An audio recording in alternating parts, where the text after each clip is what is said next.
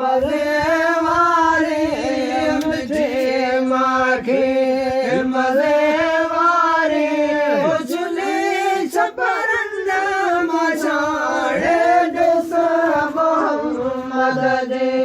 अल्लाह में फल जो मज़ो मोमिन हली माड़े ॾिस वणका हर देवासी सजे वणका हर देवासी या खुशबू तयाड़े ॾिस मोहम्मद जे अल्लाह में फल जो मज़ो मोमिन हली माड़े ॾिस बंदर ताकि हम सोदो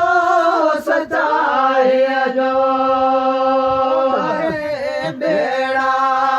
उमेदन जा भरे बेड़ा उमेदन जा करे तवक्कल अली तारे ॾिस मोहम्मद जी अल्लाह में फल जो मज़ो मोमिन हली माड़े ॾिस वणका हर देवासी सजे वणका हर देवासी या खुशबू तयाड़े ॾिस मोहम्मद जी अल्लाह में फल जो मज़ो मोमिन हली माड़े ॾिस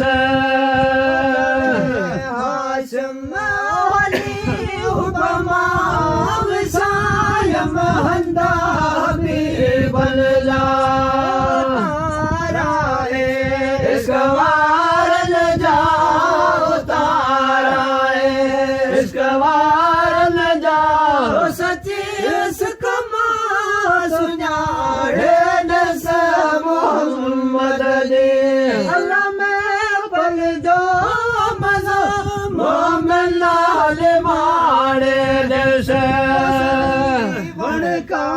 हर देवासी सजे वणका हर देवासी या खुशबू तयाड़े ॾिस मोहम्मद जी अल्लाह में फल जो मज़ो मोमिन हली माड़े ॾिस सारी दुनिया मथे झुलंदो सारी दुनिया मथे झंडो रसूल जो जन्नत पसंदा सोई कंदा जब रसूल जो अमीन रब जाईंदो जान दुखन खे ॾींदो जान दुखन खे ॾींदो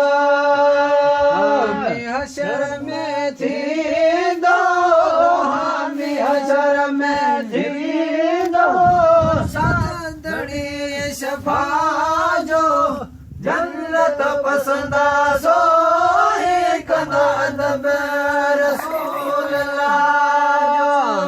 झुलंदो सारी दुनिया मथे झुलंदो सारी दुनिया मथे झंडो रसूल जो जन्नत पसंदा सोई कंदा जब रसूल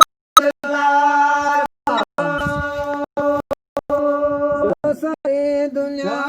मथे झुलंदो सारी दुनिया मथे झंडो रसूल जो जन्नत पसंद सोई कंदा जब रसूल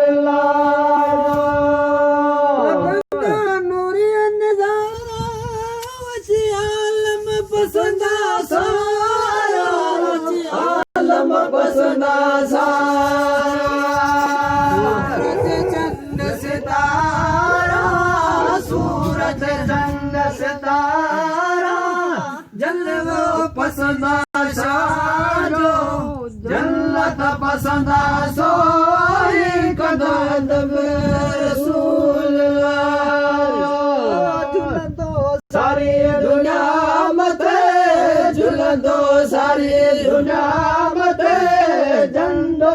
रसूल अल्लाह जो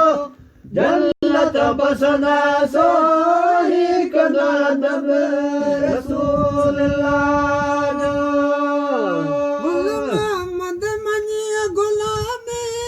बस दिल बर खुदा जो जाने दिल बर खुदा जो जाने सारो जो दानी दे सारो जो दानी बख्शाई दौड़ बेवान जो जन्नत पसंदा सोही कंदा अदब रसूल अल्लाह सारी दुनिया मथे झुलंदो सारी दुनिया मथे झंडो रसूल अल्लाह जो जन्नत पसंदा सोही कंदा अदब